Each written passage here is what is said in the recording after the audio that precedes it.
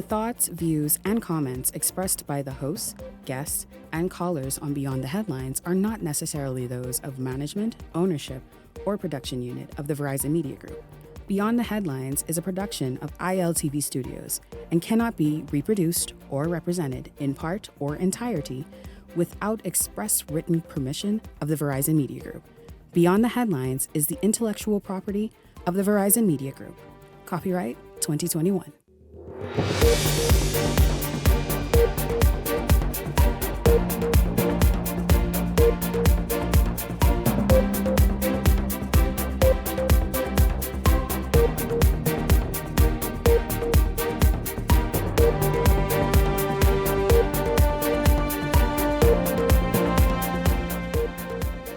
Coming up tonight, seems Rick Fox is getting the attention of at least one major political party or figure. Tonight, F&M leader Michael Pintard is supporting a run. Also tonight is the debut, how can I mess that up, of the Beyond the Headlines political series, Temperature Check. Tonight, we look at the Carmichael constituency.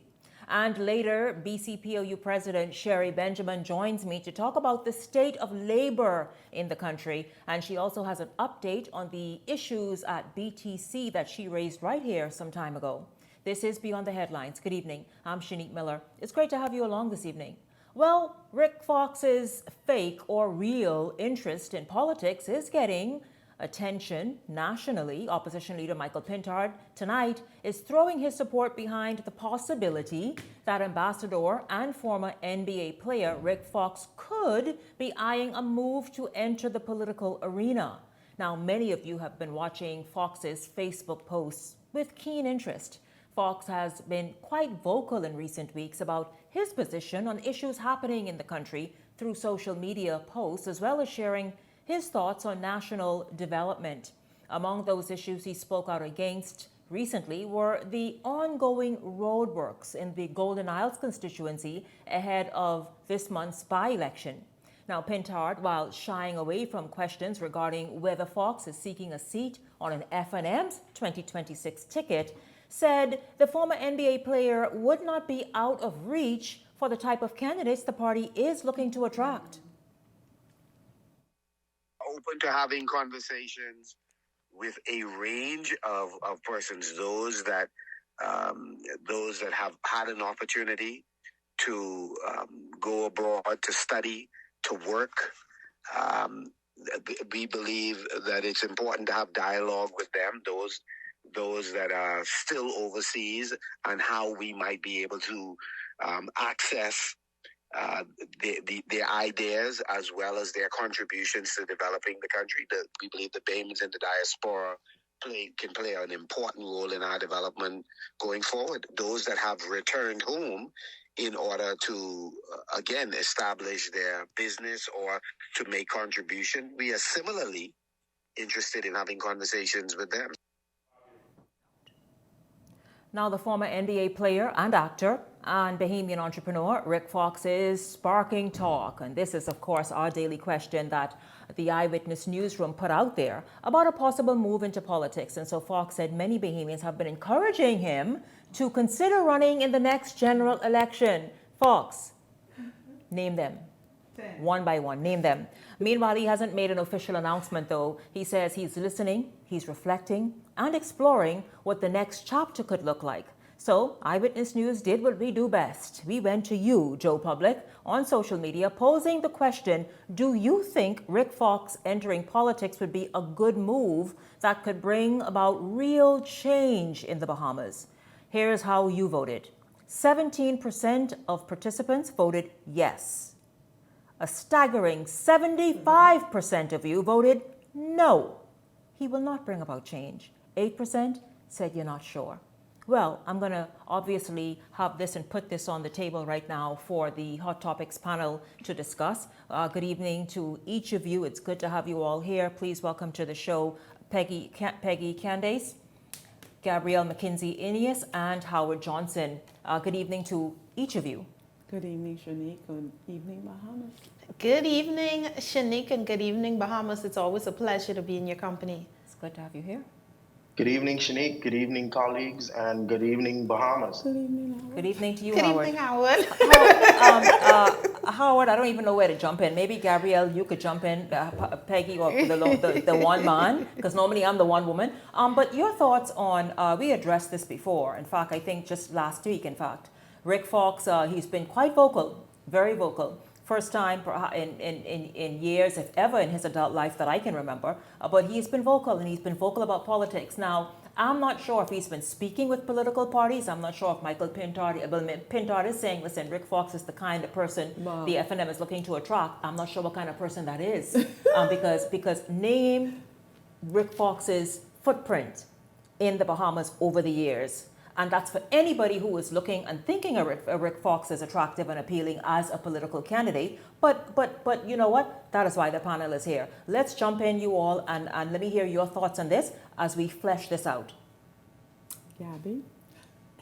How come I'm not surprised that Michael Pintard and the FMS is interested in Rick Fox?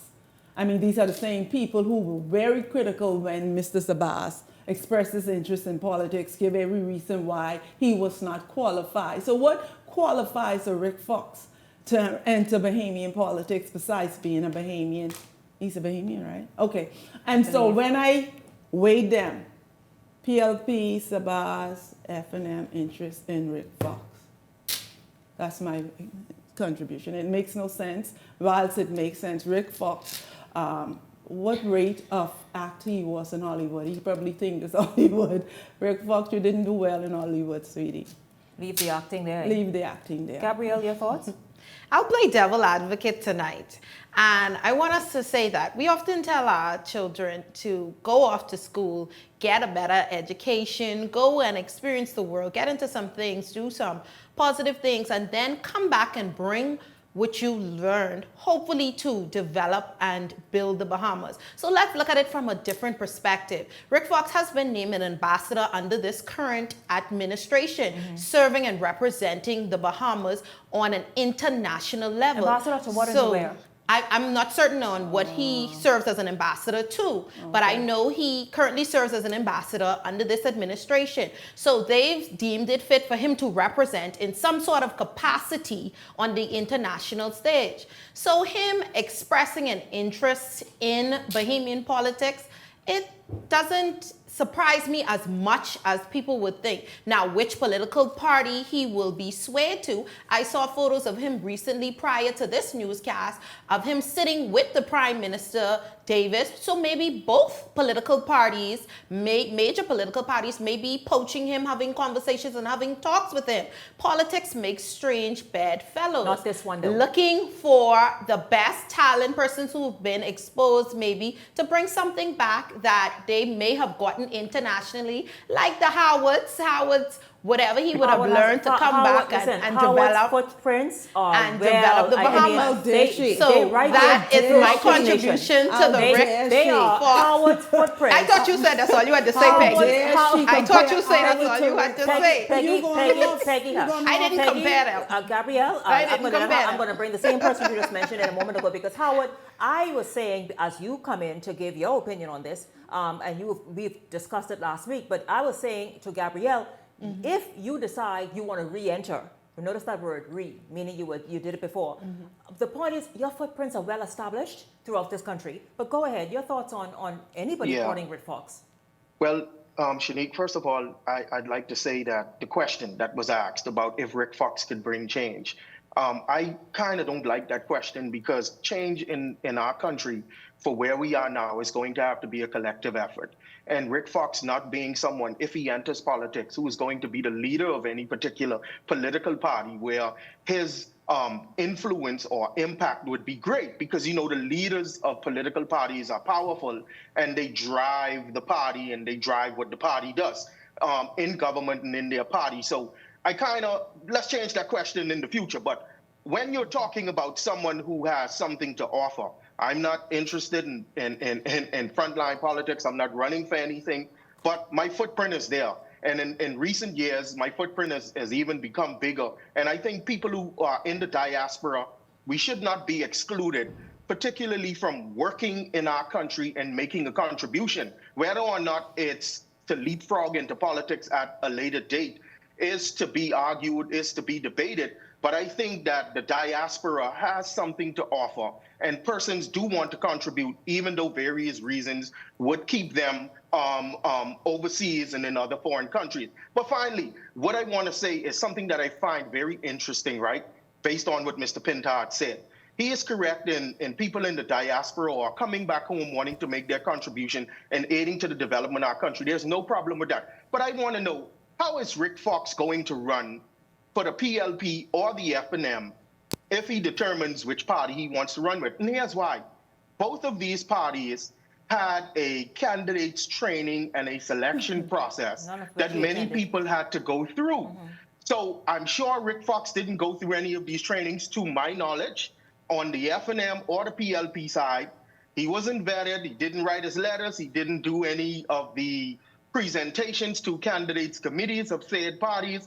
And so I want to know, how will Rick Fox be brought in seamlessly into any of these political parties as a candidate, and how those people who have been excluded, who have participated, how would they feel in both political parties who did not get a nomination? How would they feel if Rick Fox now comes in and becomes a candidate far and away over what they've been doing in their parties prior to Rick Fox coming around? I'll tell you, it's always a good thing when a political organization can bring a big name to the ticket. I mean, it's a feather in their cap. I think that's what both political organizations are looking for. But you got to know which one that is. And I don't see a Rick Fox who has, again, I'll go back here, and you may say, why am I hammering in on this? Rick Fox is a foreigner to his own hometown, his land. My thing is, what has Rick Fox done? Even I'd like to know where his ambassadorship is, but that's for a different time and a different place. My thing is, Rick Fox, come here, sit and talk. Let's hear how you have built lives and empowered and inspired the future generation, or perhaps even those of your peers, to go and dream bigger. You did excellently. You made it all the way to the NBA, and then you segued into Hollywood. How did you somehow bring the Bahamas along? Other than the fact that those of us who sat back and say, he's Bahamian, what else did you do? No, 70+% of Bahamians say stop playing games. That this 2026 election, this ain't about no games. Stop. Okay, whoever have that little fanciful dream in their head, let Rick Fox go toe the line, and so people could make sense in the next 5 years that, hey, he's a candidate. Let him do some stuff. That's what we want to see. We want to see what you are good for before you come knocking on people's doors. It's as simple as that. Listen, when we come back after this break, we're going to get into it. You think that was something? Wait until we obviously reveal and debut the new political series, Temperature Check. Tonight, the first constituency out the gate, Carmichael. Back in a moment. More fire.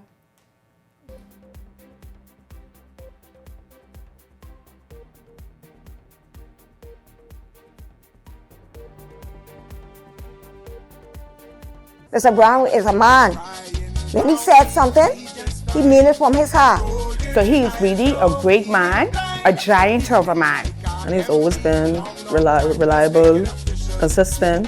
He provided jobs for young people and not too young people. He never left the office. The office been open from in the morning till the night. He had summer camps, he did back to school. BJC for the kids. Easter egg hunt, Mother's Day, prayer breakfast. Whether you're FNM, PLP, COI, or independent, you came to him and he will always assist you. If a man can do that outside of the House of Assembly, can you imagine what representation he will bring to the House for Golden Isles? This time around, we will begin with BBB, Mr. Brian Brown. Paid for by the Free National Movement. Cancer Treatment Centers of America is now City of Hope, creating one of the leading cancer care and research networks from coast to coast, providing more of what you need. More locations means more care closer to home. More specialists means more expertise. More research means more breakthroughs. More advancements means more treatment options. And more options means more hope. Call now to get more of the care you need. Crossing the Sissinti-Poitier Bridge just got easier. Now you can pay your bridge tolls using debit or credit cards. No more searching for cash. Just tap and go.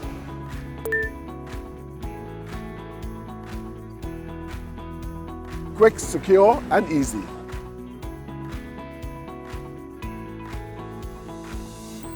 Modern convenience, same trusted service from the Bridge Authority. Comfort Suites Paradise Island is the best kept secret in the Bahamas. Located directly next door to the Atlantis Resort, you'll receive all the privileges of an Atlantis guest with all the benefits of a Comfort Suite stay. Enjoy everything Atlantis has to offer, including Aquaventure Water Park, plus all the amenities of Comfort Suites. Free Wi-Fi, free breakfast daily, and kids stay, play, and eat free. Visit ComfortSuitesPI.com. When it comes to working at height, there is no room for error.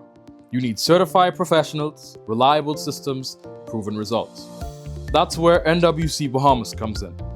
We're the largest fall protection service provider in the Bahamas, trusted by contractors, building managers, and developers from Grand Bahama to Inagua. From high-rise window cleaning and facade maintenance to fall protection system design, training, and certification. Our team of highly trained and internationally certified technicians delivers expert service to the highest international standards. We work faster, safer, and more efficiently with minimal disruption to your operations. Call the team that's certified, insured, and built for heights. Visit nasawindowcleanerslimited.com or call us now at 431-4859. NWC Bahamas. We don't just rise to the challenge, we protect it. The race to 2026 is heating up, and the nation's voice is louder than ever. Here on Beyond the Headlines, we're checking the mood, the momentum, and the message of the people. I'm Shanique Miller. Each week, we're taking the temperature of the electorate to see what's really driving the nation. Who's connecting? Who's cooling off? What issues are heating up ahead of 2026? This is Temperature Check 2026, where journalism meets the nation's heartbeat.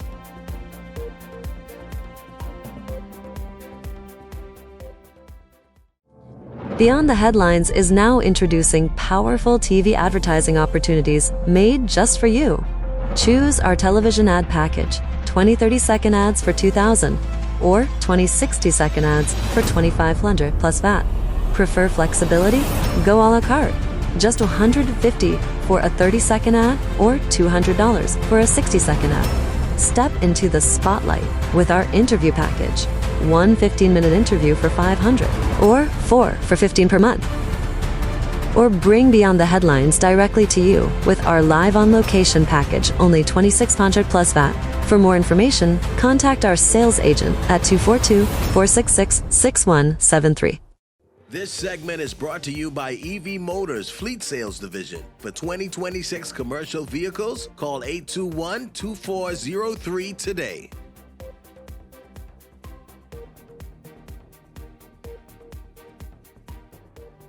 Welcome to Temperature Check.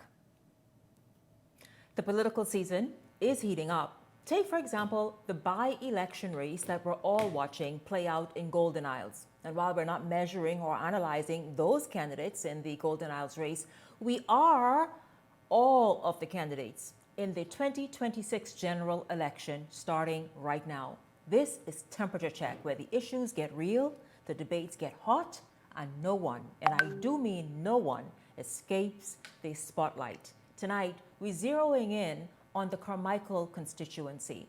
Now, already ratified as candidates in that constituency are Charlotte Green of the Coalition of Independents, Arinthia Kumalafe, the Free National Movement's candidate, and Keith Bell, the incumbent and candidate for the governing Progressive Liberal Party.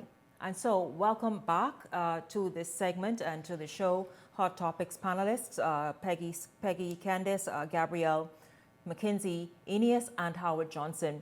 Let's just jump right in and try get in on this first segment of our series. It will be ongoing right up to election. On the constituency of Carmichael, let's begin with Charlotte Green of the Coalition of Independents. How is she resonating in Carmichael? What is it that she has been doing? What are some of the things that people are saying about her? What have you been able to gather from your investigation?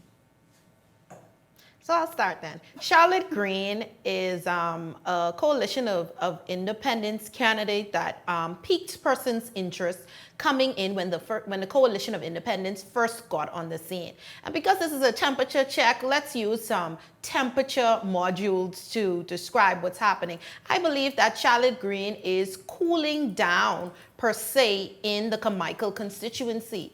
How is that? Because a party is also cooling down compared to when they would have first entered the political scene. I don't feel as though at this present moment, while I've canvassed some residents of Carmichael, that they are confident enough in the COI to vote for Charlotte Green. However, I do acknowledge that there were persons who intend to support the Coalition of Independents and Ms. Green in there. However, so based on your investigation, yes, that and people you've spoken with and what you have done to prepare for Carmichael, you're gathering there that she does have support in the constituency. She does have some support. However, just like the introduction, it's going to be maybe a few hundred votes, but nothing to take Ms. Green over the finish line. Carmichael is one of those battleground seats. It is a battleground seat for anyone who intends to be the government. The numbers of each election tell a story. Carmichael has not sat back to back since '92 in the same seat when the FNM would have won 2 terms back to back. And if you take note, Carmichael always sits in government. The closest would have been Mr. Darren Cash, who lost by some 94 votes when Hubert Ingram did that little shuffle around and sent him to Carmichael? Sent him to Andros, I believe it was, Desmond. and Mr. Desmond Bannister, and that really did won because it was such a close election in 2007 for the Progressive Liberal Party and the Free National Movement. Anybody else that can jump in on these? Okay, I am Charlotte a Green? resident of Carmichael, polling division number 5. I've seen Charlotte Green around about, and then she finally came in my little cul-de-sac. I allow her to come in through the gate. And Charlotte Green speaks more on a national level when it comes to politics. She speaks as the chairperson of the COI. Charlotte Green has made, if she would carry a card with information concerning plans for Carmichael, I have not heard her articulate them on a national level. Have you spoken? Do you have an opportunity to speak with her one-on-one? Yes, I did. She said she's gonna look out for me. No. What I'm saying is, when you spoke with her one-on-one, what did she say about Carmichael, and what are you hearing other people say about her in Carmichael? Nobody that I know is talking about Charlotte Green in Carmichael, and I told you what Charlotte Green said to me when she came to my door. What did she say? She'll look out for me because I let her through the gate. Howard, Yes. jump in, please. Yes. So first of all, I'd like to start with saying that Gabby is correct. From 2007 to now, the last 4 elections, City 2000 has definitely been slapping up. And no political party has been able to bring Carmichael under those heavy manners that I like to talk about. So in 2007, we had Desmond Bannister winning for the FNM. In 2012, Danny Johnson won for the PLP. In 2017, Desmond won it again for the FNM. And then in 2021, Keith Bell won it for the PLP. So Carmichael is one of those that doesn't play nice and play by the rules. And we have to take that into consideration. But talking about Charlotte Green, I agree with Peggy that she has made her name, as far as politics is concerned, on the national level as the chairman of the Coalition of Independents. However, Ms. Green, let's look at last election results. Ms. Green ran in Carmichael in 2021. Ms. Green got 155 votes in the last general election in Carmichael, and that represented 3.94% of the votes. Now, on this night, My research into Carmichael led me to polling division number 9, where I spoke to several persons. That street that is around the corner from the dividing line between Carmichael constituency and Golden Gates, specifically the area that is Golden Gates number 2. And from the people that I spoke to in polling division number 9, they said that they have seen Charlotte Green. Charlotte Green has come to their house and have talked to them, and they've seen her on the streets.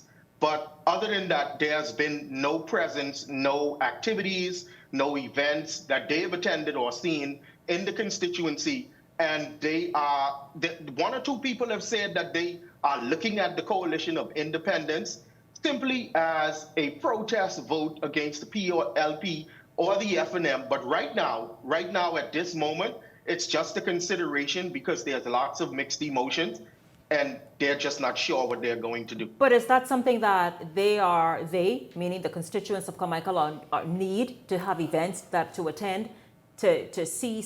What are they saying in terms of, because we see other parties putting on events, having something on the park, all that stuff. Is that important to them? Yes, it is important because it is important, and I'll just say this quickly so everyone else can jump in. It is important in a way because when you have a diverse mixture of things that are going on, let's be realistic. Sometimes the candidate will not get to see everyone at their house. You can cast a wide net with political events in a constituency with anticipation of bringing people out that you cannot get to from door to door. So I think that that is something that's important to them. Exactly right, Mr. Howard. It gives you an opportunity, if you're interested and you're serious about getting to know a candidate, if they show up on your neighborhood park, you would be minded to go and introduce yourself, to go and ask them questions, if you're interested in that individual as a candidate, as a possible person that you would vote for. But if you're not on the parks, if you're just walking about, I'm to work, you in my area, so we miss each other each time. There's no way of finding out. If you research, most of our information out there is about on national level fighting fights for the COI, but it is not fighting fights for Carmichael. And so that is important. Like I would say, Carmichael is a strange constituency. Carmichael voters are loyal to Carmichael.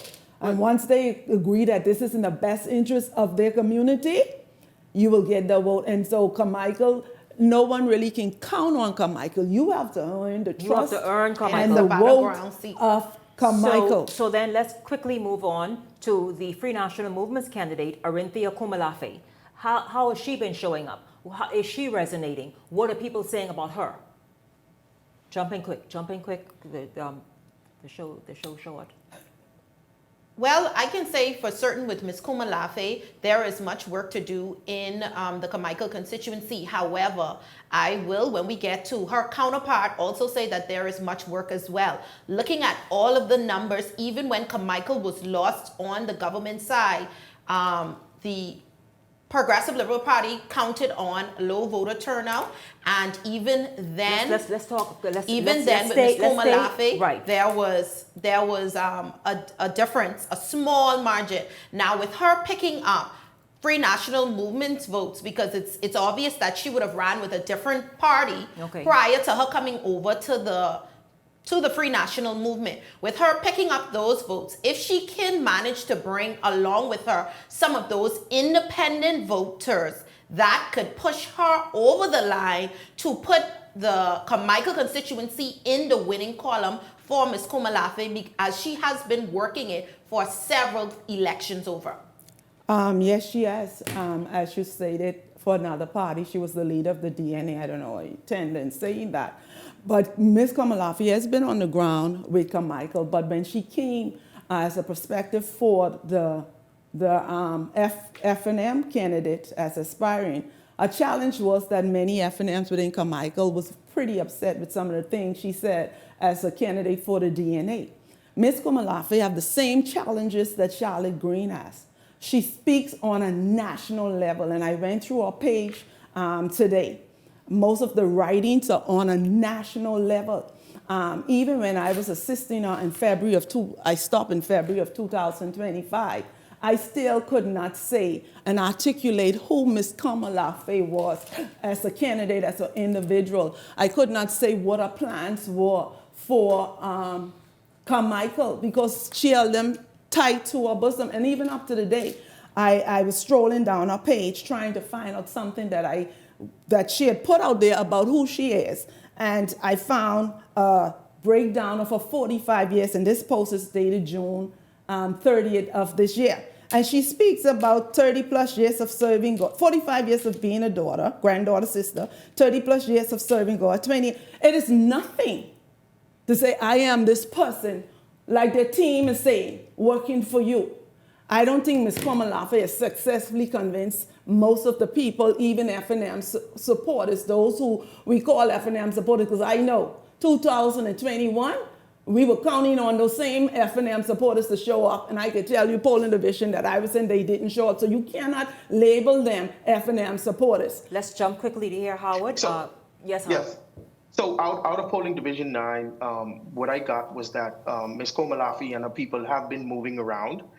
She's had a couple of events in Carmichael, and they've seen her going around from door to door. But what I've noticed more on a macro level in Carmichael is that when Ms. Kamalafe was a prospective and when she got the nomination, there was a little bit of that bounce that she had. You know, there was that interest. It looked like she was moving along and getting on with her candidacy, but it seems like it's stalled a little bit. And from what I've been hearing through the grapevine is that Ms. Kamalafe and her association/campaign team, everybody is not on the same accord, and there is some internal turmoil there. I stand to be corrected if I'm not, but my sources are usually very good in what they tell me. And that's what I understand is kind of impacting her campaign at this moment on some level. So there you have it. Well, I'll tell you this. Now, it's obviously, this is the first temperature check. It lets me know that we actually need 2 segments for this series moving forward. So I may have to have you all here tomorrow night to join me to make it, so we finish off with the incumbent in Carmichael. I hope that you all are available and that we can kind of just jump in there. I hope that we can work that out after this, because I have to go to a break. I thank you all so much. I think you all did well. You all investigated. You all told it as you have been told and so observed and read and researched. And so I think we're off to a good start. We will pick up the incumbent tomorrow evening. I hope everybody, we'll talk. We'll talk. But don't go anywhere, because when we come back, we will shift gears and speak with the president of the BCPOU, Sher Benjamin. She's going to join me right after the break.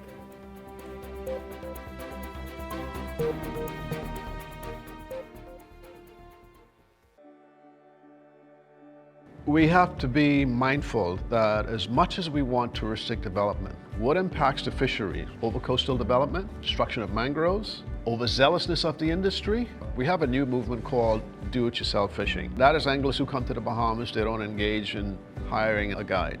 Because of this approach, you are going to have people who are going to exhaust the resources. This is an industry that's preserved. It should be for Bahamian guides only. We have the DIYs coming in here, and they're destroying our flats. We try not to overfish certain areas, so we'll fish a certain area and we'll back off for a while because we don't want the fish to feel too much pressure. It's not just using the buzzwords of the environment and the ecology.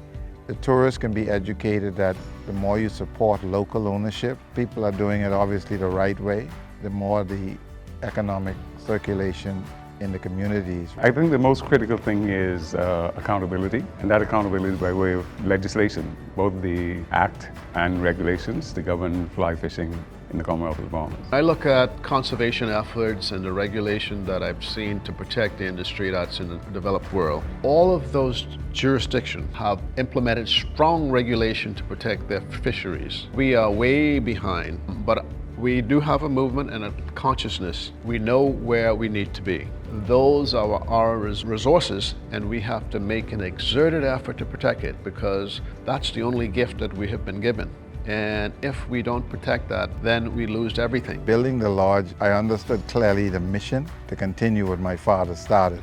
From this lodge, it has served as the headquarters. We finally got legislation passed in 2016, and it legitimized the guiding profession. We pushed to get the program established into BAMSI in the training of the next generation of guides, but it extends way beyond that. We need more Bahamians in the industry who are doing the research to provide the information to the industry, that is to fishermen and to everybody who benefits from the resources. We don't know the resources in this country. We grew up just hearing about sun, sand, and sea. It is going to be through education and awareness, whether it's within our schools, whether it's in our communities, to conserve the environment, that is going to sustain the fly fishing industry.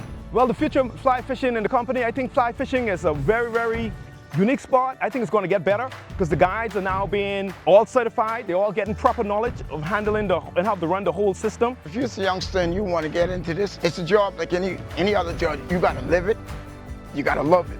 Young entrepreneurs coming in, you want that kind of interest. You want that kind of drive and desire. You want to carry that. You want to become the product.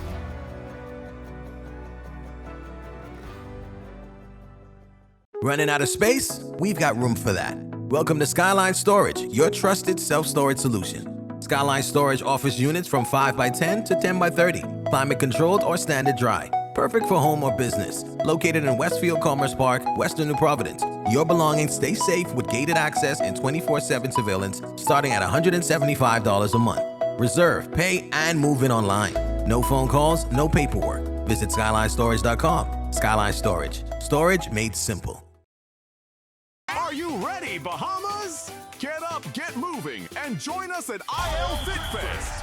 Saturday, November 15th at the University of the Bahamas Playing Field. From 7 a.m. to 1 p.m., we're talking a variety of fitness vendors, free health screenings, and $10,000 in giveaways. And for the kids, we have a kids zone. And entry is absolutely free. Don't miss the IL Fit Fest. Beyond the Headlines is now introducing powerful TV advertising opportunities made just for you. Choose our television ad package, 20 30-second ads for $2,000 or 20 60-second ads for $2,500 plus VAT. Prefer flexibility? Go a la carte. Just $150 for a 30-second ad or $200 for a 60-second ad. Step into the spotlight with our interview package. 1 15-minute interview for $500 or 4 for $15 per month. Or bring Beyond the Headlines directly to you with our live on location package, only $2,600 plus VAT. For more information, contact our sales agent at 242-466-6173. This segment is brought to you by EV Motors Fleet Sales Division. For 2026 commercial vehicles, call 821-2403 today.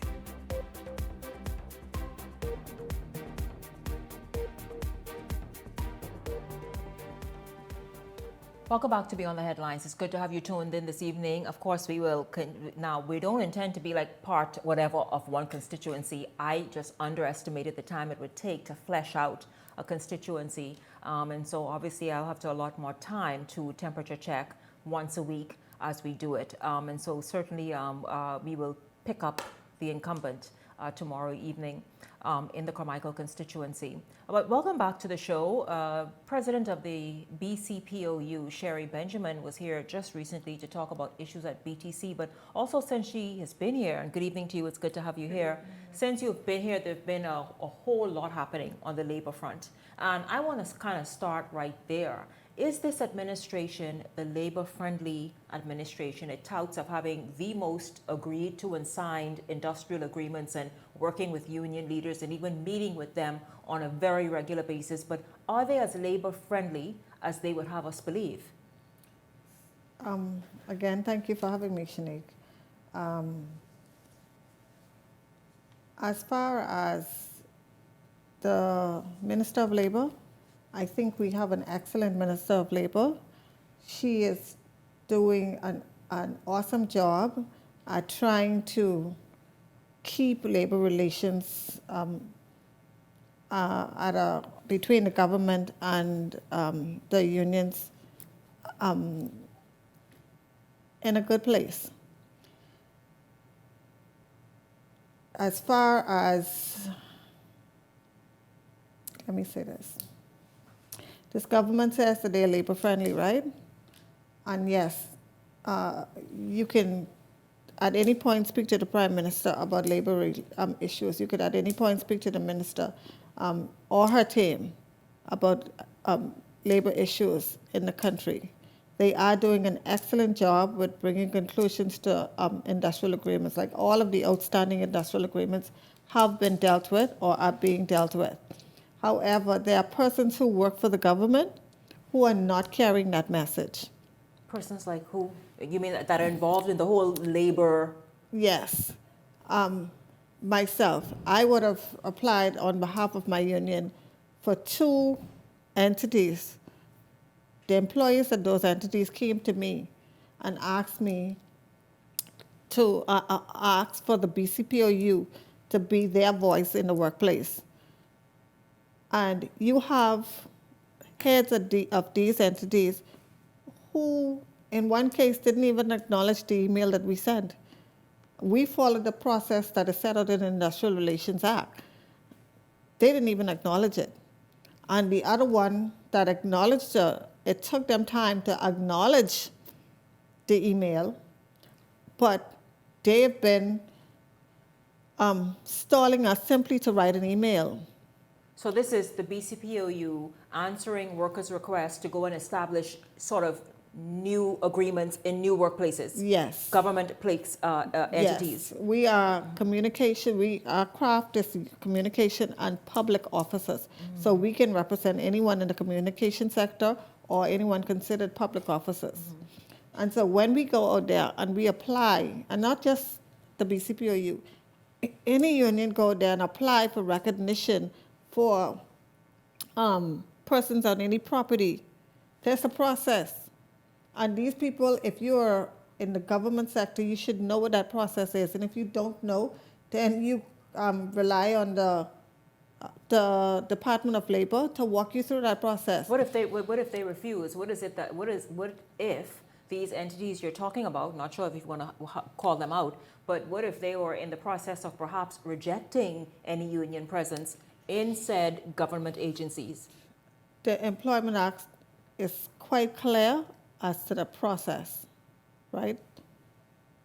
Section 42 speaks to the unions applying for recognition, and if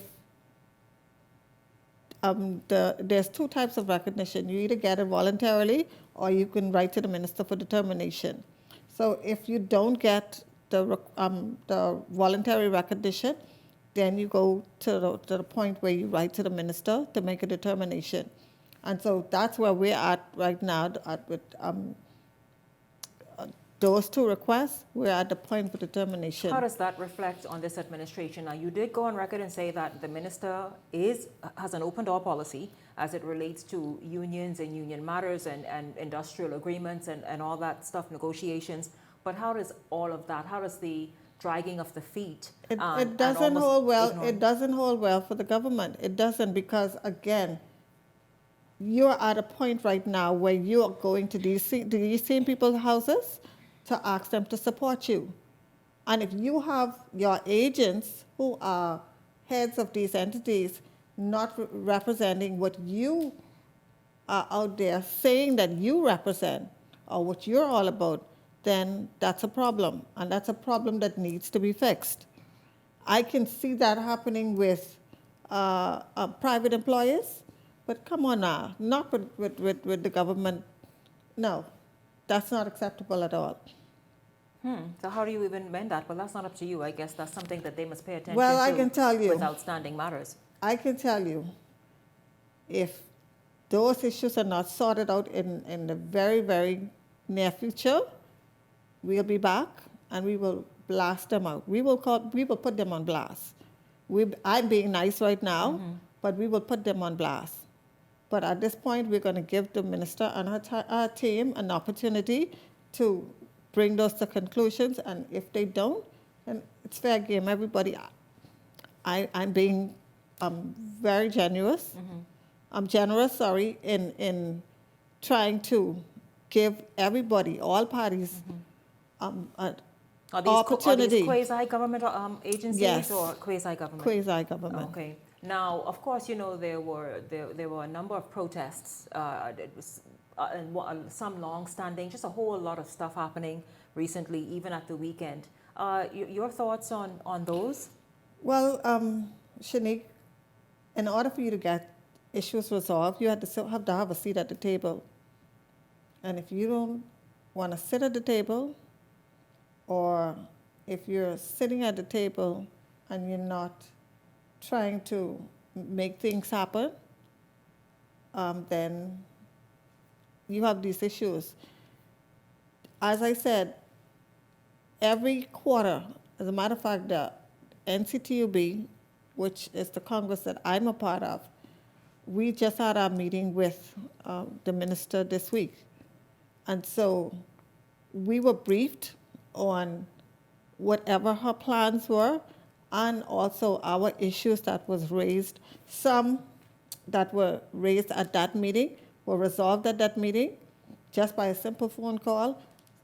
Those that were more outstanding that was raised at the previous quarterly meeting, she provided updates on those things. So she gives you a responsive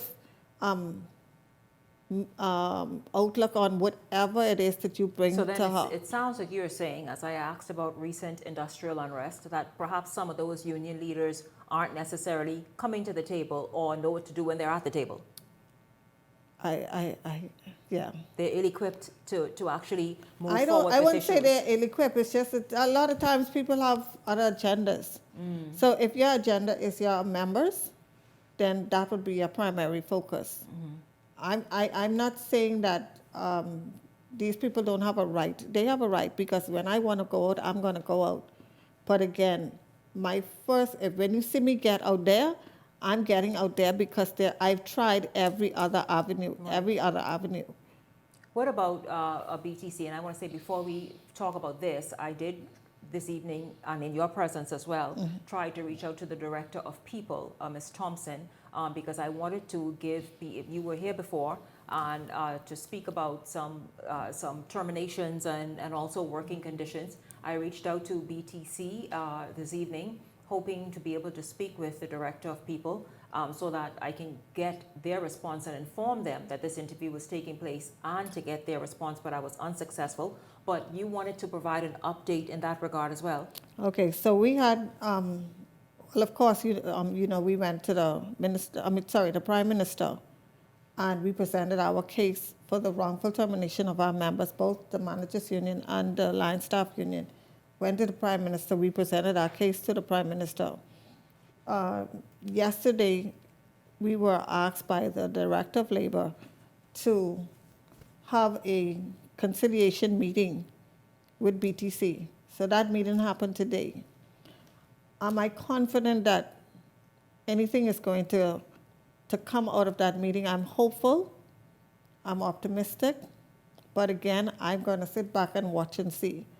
So we're really waiting on the Prime Minister. Remind us in detail about some of the things that are sort of pending. Yeah, so as far as our members are concerned that were wrongfully terminated, there is a process outlined in our industrial agreement that speaks to how grievances are handled. And we are stating, we are making sure that the message is out there that BTC is consistently breaching that process, not just with the grievances, but other stuff, especially health and safety issues. And so, yes, we've had a long run of trying to work with them and to make sure that we do it in-house, so that we don't have to air our dirty laundry out in the public. But again, only so much you can do that for. Only so long you can do it for. And I believe we're at our breaking point. If you don't care and you're going to terminate our members, then you can't have a problem that we're going out there and we're saying that, hey, you're not doing your job properly or you need to go. And they will try to muzzle me, but it can't happen. I'm going to speak out for my members, because at the end of the day, When we went to the polls last year, July, I got the majority, an overwhelming majority of support from the members of the BCPOU to be their voice. And I'm going to speak up and defend them at every cost. And the issue right now with BTC is they want to do whatever they feel like doing and not take any accountability at all. And so, and again, you want to be trying to use the union for your own benefit.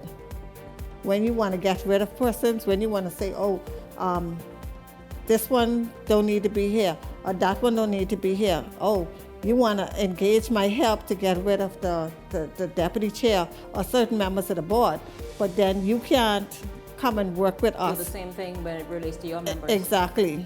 Yeah. Again, of course, we will reach out to BTC for response. Perhaps we'll have that tomorrow.